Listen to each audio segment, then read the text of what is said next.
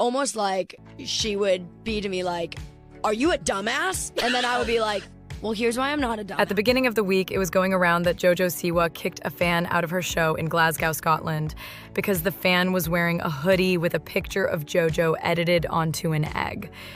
Essentially making fun of her hairline, I guess, which has been a running meme over the years, that her mom did her ponytail way too tight when she was younger, and she has a receding hairline because she would not give up the ponytail with the bow. At one point, JoJo asked the crowd what everyone was wearing, and the girl passed the sweatshirt through the crowd and to JoJo, and they thought it would be funny and JoJo would get a laugh out of it. She did kind of laugh, but then she said, "You know, you want to see what happens when you do stuff like that?" and asked to have them removed from the show. After kicking them out, she proudly said that you're not going to come to her show and wear a hoodie that is making fun of her. I like it.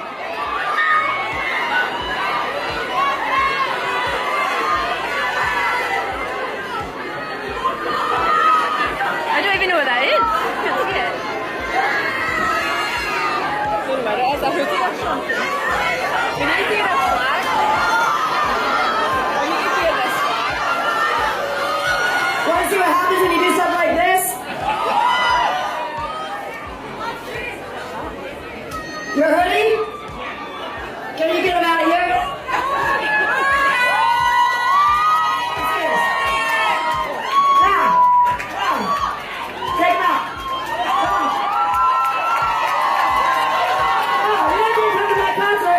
Making fun of me? No way! No way! Thank you for that. You sure? But we only got room for like every party here, right? No, not in my house, baby. But the girl who was kicked out posted a TikTok addressing the situation and attempted to set the record straight. She claimed her and her friend didn't have any merch to wear to the show, so they just decided to tape a funny picture of JoJo to their sweatshirts. And they claim to have Googled funny JoJo pictures and chose the first one that popped up. Hi. So me and my friend, we didn't have any merch, so we were like, oh, what are we gonna wear? And we were like, oh, let's just print out a picture and like stick it on our clothes, and it'll be funny. And like JoJo has a good sense of humor, so she'll laugh as well. So we just googled funny JoJo Siwa picture and then screenshotted the first thing that came up. We didn't look what it was from or anything like that. And then we got in and we were there for like 45 minutes, and JoJo was like, what's everyone wearing? And we were like, oh, this is our opportunity to make her laugh. So we like held up what it was, and she was like, can you hand it over? So we did. And we were like, oh my goodness, she's gonna like laugh and find it really funny. She didn't find it funny. She kicked us out, and then people started posting videos about it and saying we threw it at her when we didn't throw it. We handed it over through security. And how did you feel when you were kicked out? This is when you called me. Well, I called Mum about to have a panic attack because I've never been kicked out of a concert before, and I'm always going to concerts, and all the other shows that I've been to, they find stuff like that really funny. Like, it's a common thing for people to like bring a funny picture. But yeah, so I went out the concert and the staff weren't even like looking at us, and we were trying to talk to them and they were just ignoring us, and like, yeah, it wasn't very fun. Yeah. And on one hand, JoJo has been open about being insecure about her hairline and the fact that people used to mock her. But also she's posted that egg photo of herself on Instagram. She posted it back in 2019. So some people were like, it kind of seemed harmless. Like, since she's posted it, they probably thought it was cool. But anyway, she didn't like it and she kicked them out. Now, the other drama comes in when JoJo went on the Smith Sisters podcast. And she seemed to be more hung up on a podcast that she did over a year ago. You might remember when she went on Call Her Daddy and explained the names of her future kids, Freddie, Eddie, and Teddy. Yeah. Apparently, she did not have the best time on Call Her Daddy, and definitely was making her feelings known about Alex Cooper. We're gonna talk about your kid names. Freddie, Eddie, and Teddy, my babies. Okay. What the fuck? Like, I'm sorry, but I have to just, what? How did Please. you come up with these names? Please, I love it. What?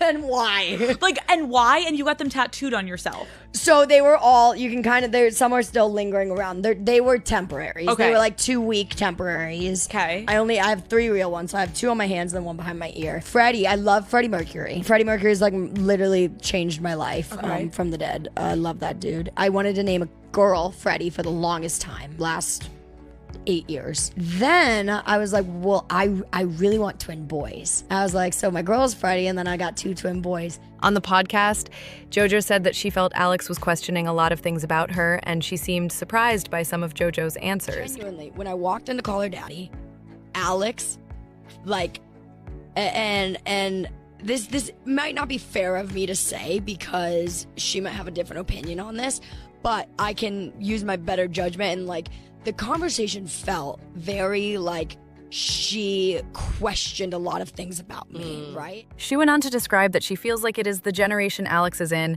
and that it is the people that are a little bit older than JoJo that hate on her.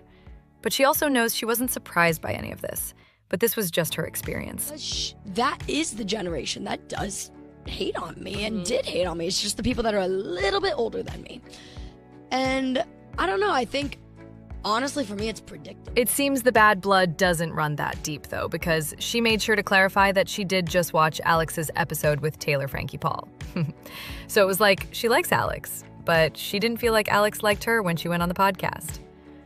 At least she was answering questions that felt a little judgy. And was like, how does this make sense? How does that make sense? And every time I explained myself, she was like, oh yeah, fair enough. You know what I mean? And like, every single thing almost felt as if she was like, trying to be like,